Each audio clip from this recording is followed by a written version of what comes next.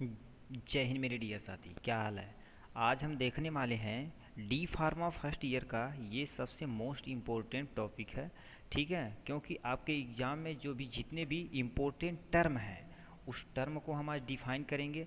और क्या हम टिप्स यदि लगा दें, मतलब कौन सा टिप्स यदि लगा दें तो हमारा एग्ज़ाम में बहुत अच्छा नंबर आ जाएगा। तो उसी पहले हम टर्म को समझेंगे और लास्ट में जाते जाते उन टिप्स को समझेंगे कि जो यदि आपको कुछ भी नहीं आ रहा तो उस टिप्स को अप्लाई यदि कर देते हैं तो आपको अच्छा से अच्छा नंबर आ सकता है। ठीक, तो ये है सोशल फार्मेसी का जो कल आपका एग्ज़ाम होने वाला है। ठीक, चलिए हम अपने एग्ज़ाम के जो अब टिप्स दिए गए हैं उन्हें को क्या कर देते हैं, हम डिटेल में समझते हैं। ठीक है, ठीक, तो पहले हम उस यानी कॉमन टर्म को समझते हैं। क्या बोलते हैं, उन कॉमन टर्म को समझते हैं जो एग्ज़ाम में पूछे जाते हैं। जैसे इंडेमिक। अब इंडेमिक मीन्स होता क्या है, दीज डिजीज, इसे थोड़ा सा मैनेज करिएगा क्योंकि हम यहाँ से दूसरी ले लेते हैं। ठीक है, लिखा those disease and these disease are found in a certain area only attacking a few number of people. कहने का मतलब क्या होता है, इंडेमिक एक ऐसा डिजीज यानी डिजीज होता है, जैसे मान लेते हैं सर्टेन एरिया में, जैसे एक फैमिली है, फैमिली मेंबर में दो चार लोगों को हुआ, मतलब कुछ ही नंबर को हुआ, तो उन्हें हम उस डिजीज को हम उस डिजीज का क्या बोलेंगे, कौन सा स्टेज है, एंडेमिक स्टेज है। क्या बोलते हैं, इंडेमिक स्टेज है। वो केवल ज़्यादा लोगों को नहीं, कुछ ही नंबर लोगों को क्या किया, इफेक्ट किया है। ठीक, उसके बाद नेक्स्ट आपका आता है क्या, यानी ईपीडेमिक। अब यानी एंडेमिक के बाद क्या आता है, ईपीडेमिक। अभी क्या लिखा, the disease break out and separate spread from place to place affected the large number of people. मतलब क्या होता है, देखिए एक घर था, अब घर से कहाँ पर चला गया, वो गांव में चला गया, पूरे गांव में अब फैलने स्टार्ट हो गया। तो उस कंडीशन को हम क्या बोलेंगे, ईपीडीमिक बोलेंगे। क्या बोलेंगे, ईपीडीमिक बोलेंगे। अब गांव के लोग कहाँ पर जाएंगे, शहर में जाएंगे। ठीक, तो शहर के पूरे को अफेक्ट कर देंगे। उसके बाद शहर के लोग कहाँ भागेंगे, शहर के लोग हमारे कहाँ भागेंगे, पूरे वर्ल्ड वाइड में। तो लिखा क्या हो, pandemic when disease spread through out the world. मतलब कोई जब डिजीज पूरी दुनिया में फैल जाती है तो उस कंडीशन को हम क्या बोलते हैं, पेंडेमिक बोलते हैं। क्या बोलते हैं, पेंडेमिक बोलते हैं। ठीक है, ये समझ में आया। ठीक, थोड़ा सा वीडियो की क्वालिटी अच्छी नहीं होगी तो आप थोड़ा सा इम्प्रूव करके देख लीजिएगा। आप यदि मैनेज कर सकते हैं तो हम भी आप मैनेज कर सकते हैं। यदि हम अब टाइम दिखा दें तो आपके लिए हम देखिए, ठीक है, आपके लिए हम एट लीस्ट ये टाइम आपका हो रहा है इस समय लगभग लगभग लगभग लगभग 1:30 बज रहा है। कितना नहीं, आपका 1:45 हो रहा है, मगर हम आपके लिए कर सकते तो हमारे लिए अब थोड़ा सा मैनेज कर सकते हैं। ठीक है, तो हम देखते हैं क्या, क्वारंटाइन। जैसे कोरोना आया था तो लोगों को क्या कर दिया जाता था, क्वारंटाइन कर दिया था। बहुत सारा गाना भी बना दिया गया था। अब गाना यदि याद है तो कमेंट बॉक्स में लिखिए उस।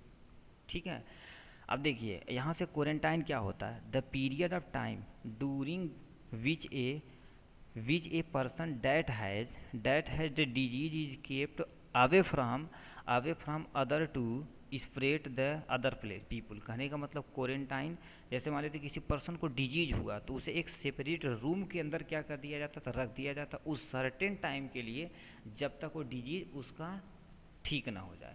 यदि वो बाहर निकलेगा तो सेपरेट करेगा किसी अदर पीपुल को, इसीलिए उसे पर्सन को क्या कर दिया था, क्वारंटाइन कर दिया जाता था। ठीक है, अब चलिए नेक्स्ट, आइसोलेशन क्या होता है। आइसोलेशन कहते थे उसे भी इस पर्सन को आइसोलेट कर दिया जाए। मतलब क्या, the state beginning in place and situated date the separate from the other. मतलब क्या होता है, आइसोलेशन मान लेते हैं एक वार्ड है तो इस वार्ड में ऐसे ऐसे बहुत सारे बेड लगे हुए हैं। ठीक, तो इस पर्सन को उठा के क्या कर दिए, एक स्पेशल कमरे में डाल दिया जाए, जिसे हम क्या बोलते हैं, आइसोलेशन बोलते हैं। क्या बोलते हैं, आइसोलेशन। मतलब इस पेशेंट की कंडीशन ज़्यादा से ज़्यादा सही नहीं है। ठीक, अब इंक्यूबेशन पीरियड क्या होता है, अब हर डिजीज के लिए आ सकता है इंक्यूबेशन पीरियड, या टर्म आपसे पूछ सकता है व्हाट इज इंक्यूबेशन पीरियड क्या होता है।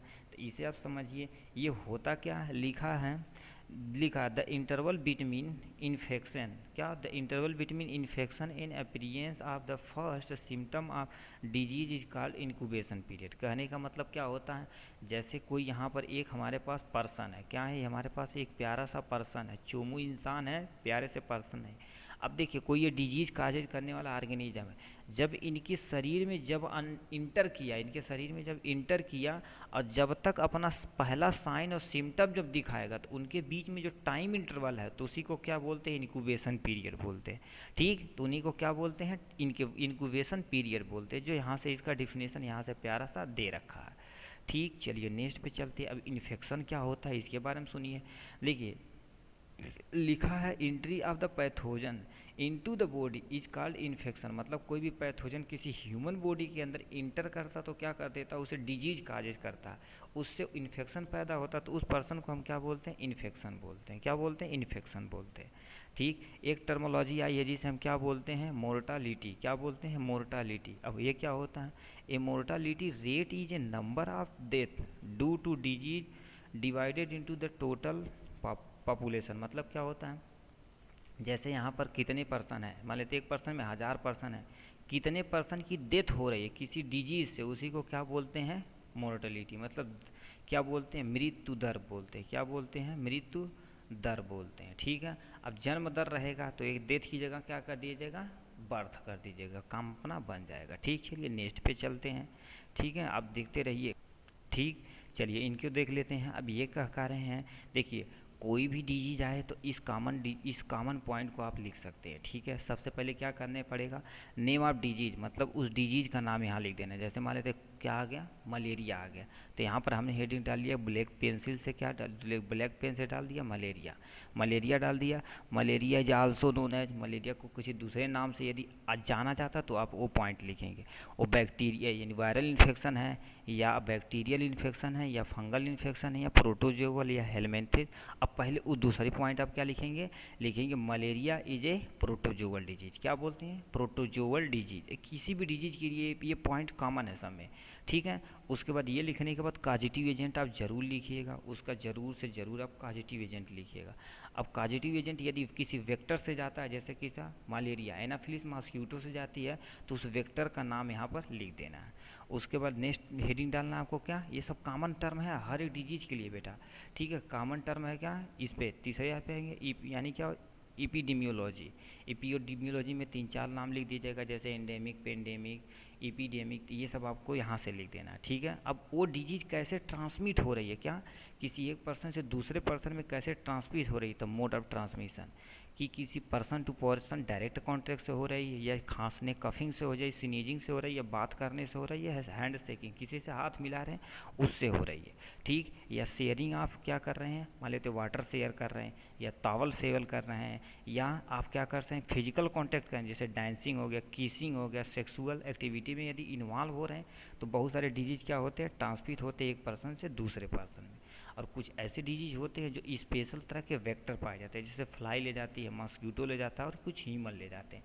तो ये मोड ऑफ ट्रांसमिटर, मतलब क्या वो डिजीज कैसे फैलती है उसी को आपको यहाँ लिखना है, खांसने से, छींकने से, उसी को उठा के आपको यहाँ लिख देना है।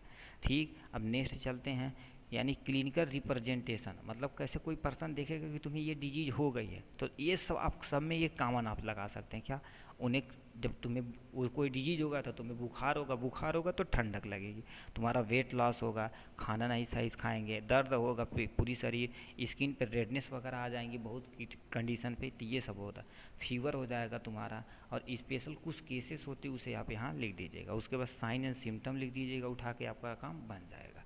ठीक, चलिए नेक्स्ट चल देते हैं, हम देख लेते हैं। उसके बाद लास्ट हेडिंग आपको क्या डालना है, रोल ऑफ फार्मासिस्ट। क्या हेडिंग डालना है, role of pharmacist in disease, मतलब उस डिजीज में रोल ऑफ फार्मासिस्ट का क्या परफॉर्मेंस है, यानी main role of pharmacist in disease. तो सबसे पहले क्या करेगा, सूटेबल मेडिसिन वो प्रोवाइड करेगा किसी भी डिजीज के लिए। यदि वैक्सीन बनी है तो वैक्सीन लेकर आएगा, तो वो बताएगा कि बेटा ये डिजीज कम्युनिकेबल है या नॉन कम्युनिकेबल, तो उसे सेपरेट कमरे में रख दिया जाएगा, कुछ समय के लिए हॉस्पिटल में आइसोलेशन कर दिया जाएगा यदि आपकी कंडीशन सही नहीं है तो। ठीक, उसके बाद क्या कर देना, उस पीपल को एजुकेट करना कि तुम जल्दी से जल्दी क्या हो जाओगे, ठीक हो जाओगे, कोई चिंता करने की बात नहीं है। नहीं बोलते कि मतलब बहुत सारे उत्साहिक लोग आते हैं, जैसे कोई अभी पर्सन हॉस्पिटल में है तो मोस्ट ऑफ द पीपल देखने आते हैं तो क्या लाते हैं, अनार लाते हैं, सेब लाते हैं, केरा लाते हैं। वो तो पेशेंट खाएगा कुछ नहीं, मगर उसके रिलेटिव बल भर खाते हैं। ठीक है, लाने से पता नहीं, हमको तो पता नहीं चलता क्यों लाते हैं सब लोग। ठीक, कहेंगे बहुत लाउ तू खड़ा रे मन नाई बा खा लेके, अच्छा छीला हमने पीट दिया जा। ठीक, तो ये सब होता है। मोटिवेट द पेशेंट, यानी पेशेंट डेट रिकवर फास्ट, मतलब पेशेंट को मोटिवेट करना, अरे भर दे कुछ भाई ना या मर दे, गोड़वा ने टूटल बा, ठीक, चल बात है, प्लास्टर वस्तर हो 2-3 एक 20 दिन में ठीक हो जाएगा, ओका फिर मैच वैच खेले चल जाए, तो ऐसे मोटिवेट करते हैं। ठीक है, यानी सेपरेट द इंडिविजुअल रूम, मतलब उसे अलग रूम में उसे रख देते हैं। ठीक है, आइडेंटिफाई टाइप ऑफ टेस्ट, अब उसके क्या कर देते हैं, उस उसे हम टेस्ट कराते हैं, ब्लड टेस्ट हो गया और सब टेस्ट हो गया कि अच्छा ये डिजीज़ है तो इसके लिए ये मेडिसिन चलेगी। ठीक, तो वो डिजीज़ देखना क्या होता है, आइडेंटिफाई पहले करना, कम्युनिकेबल है या नॉन कम्युनिकेबल है, तो मतलब एक पर्सन से दूसरे पर्सन में फैल रही है। ठीक है, तो इसी तरह से यहाँ नेक्स्ट पे चल, यहाँ से कुछ चीज़ें का फुल नेम दे रखा है, इसे आप देख लीजिए। जैसे एड्स का फुल नेम क्या होता है, एड्स का फुल नेम देखो क्या होता है। एड्स क्या होता है, एक्वायर्ड इम्यूनो डिफिशियंसी सिंड्रोम होता है। एच का देखा जाए तो ह्यूमन इम्यूनो डिफिशियंसी वायरस होता है। एफ का क्या होता है, इंटरनेशनल फार्मास्यूटिकल फेडरेशन होता है। WHO का क्या होता है, वर्ल्ड हेल्थ ऑर्गेनाइजेशन होता है। ठीक, NAMP यानी national air quality monitoring programme होता है। ठीक, एक ऐसी प्रोग्राम हो यानी मॉनिटर प्रोग्राम होती है जो क्या एयर की क्वालिटी को चेक करते हैं ना, बोलते हैं कि एयर की क्वालिटी ख़राब हो गई है उसके लिए। RNTCP यानी reverse national tuberculosis control programme होता है। यानी CSSM यानी child survival safe in motherhood होता है। इन सब के बारे में ये बताते हैं। IPI का मतलब क्या होता है, एक्सपैंड प्रोग्राम ऑन इम्यूनोलॉजी। ये तो आपका यहाँ से आप इजीली देख सकते हैं, इतना फुल नेम है। ठीक है, अब BCG का फुल नेम आप कमेंट बॉक्स में लिख के दिखाएंगे क्योंकि ये फार्मास्यूटिक्स में भी पढ़ा दिया गया है।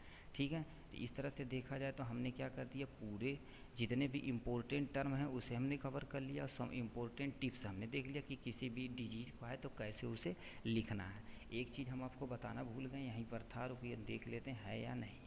ठीक है, ठीक, अब यहाँ से देखिए क्या होता है ये, यानी मान लेते हैं यानी पॉल्यूशन, तो एक चैप्टर आएगा ही पॉल्यूशन मतलब प्रदूषण। तो प्रदूषण की एक सटीक हमने डिफिनेशन बनाई है, क्या लिखा, any undesirable change in environmental causes disease by living organism is called pollution. मतलब कोई हमारे इन्वायरमेंटल में कोई अनडिजायरेबल चेंज, मतलब हमारे लिए ख़राब जो होती है उसके लिए डिजीज काजेज करती है किसी भी लिविंग ऑर्गेनिज्म को, उसे हम पॉल्यूशन बोलते हैं। टाइप ऑफ पॉल्यूशन यहाँ देख लिया जाए। टाइप ऑफ पॉल्यूशन कितने तरह के होते हैं, air pollution, water pollution, noise pollution, soil pollution और ये रेडियो एक्टिव पॉल्यूशन होता है। ये नहीं लिखेंगे तभी कोई टेंशन नहीं, चार आप कंपलसरी लिखिएगा। ठीक, अब देखिए एक डिजीज का हमने क्या कर दिया, यहाँ से सटीक डिफिनेशन लिखा, एनी अनडिजायरेबल चेंज इन। अब यदि आप एयर के लिख रहे हैं तो आप यहाँ पर एयर लिख देंगे, क्या लिखेंगे, एनी अनडिजायरेबल, इसी में बताते हैं, ये आप काट दीजिए यहाँ से। देखिए जब एयर की डिफिनेशन, एयर पॉल्यूशन की डिफिनेशन लिखेंगे तो क्या बोलेंगे, any undesirable change in air, क्या लिख देंगे, एयर यहाँ लिख देंगे। Causes the disease of living organism is called air pollution, यहाँ पर क्या लिख देंगे, एयर पॉल्यूशन। ठीक, अब नॉइज लिखेंगे तो यहाँ पर क्या काट के लिख देंगे, नॉइज पॉल्यूशन लिख देंगे। अब वाटर लिखेंगे तो वाटर पॉल्यूशन, यही आपको काटना है, बस इसी को काम हो जाएगा, सब पे अभी अप्लाई कर सकते हैं। ठीक, आज के लिए बस इतना ही, फिर मिलेंगे नेक्स्ट वीडियो में नेक्स्ट टॉपिक के साथ, तब तक के लिए बाय बाय एंड टेक।